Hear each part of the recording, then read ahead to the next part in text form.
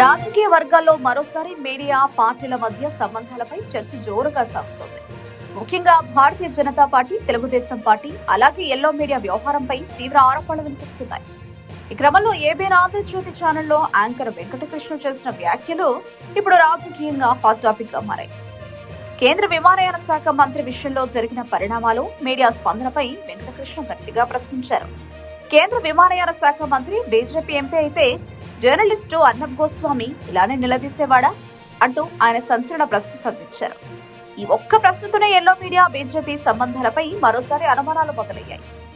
Yellow media ఎప్పటికప్పుడు టీడీపీకి అనుకూలంగా, బీజేపీకి వ్యతిరేకంగా కథనాలు రాస్తుందన్న విమర్శలు కొత్తవి కాదు. అయితే తాజాగా మళ్లీ బీజేపీకి వెన్నుపోటు పడవడానికి సిద్ధమైన టీడీపీ, ఎల్లో మీడియా అన్న వ్యాఖ్యలు రాజకీయ వర్గాల్లో మరింత చర్చకు దారితీస్తున్నాయి.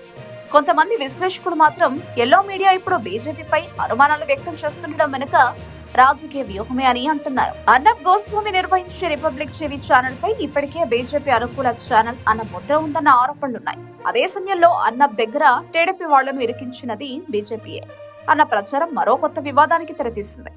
ఇది నిజమా లేక రాజకీయంగా సృష్టించిన కథనా అన్నది ఇప్పుడు అనుమానమే. మొత్తానికి BJP, TDP, yellow media, Arnab Goswami వీరందరి మధ్య జరుగుతున్న ఈ మాటల యుద్ధం కేవలం టీవీ డిబేట్లకే పరిమితం కాకుండా రాజకీయ భవిష్యత్తుపై ప్రభావం చూపే స్థాయికి చేరుతోంది. ఇది నిజంగా వెన్నుపోటేనా లేక రాజకీయ నాటకమా అన్నది రాబోయే రోజుల్లో తేలాల్సిందే. ఇక్కడ గమనించాల్సిన విషయం ఏంటంటే రెండు కీలకమైన అంశాలు. కేంద్ర విమానయాన శాఖ మంత్రి బీజేపీ నేత అయి ఉంటే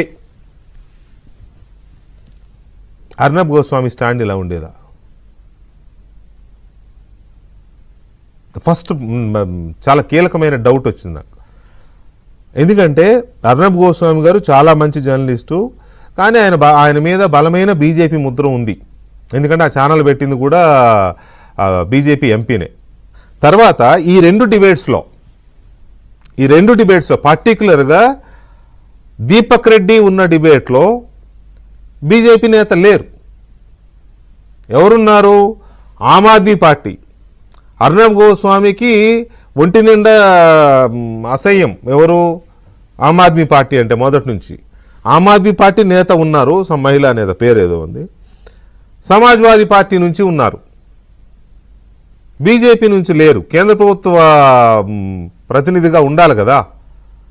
దీపక్ రెడ్డి ఎవరు? రాష్ట్రంలో తెలుగుదేశం పార్టీ అధికార ప్రతినిధి.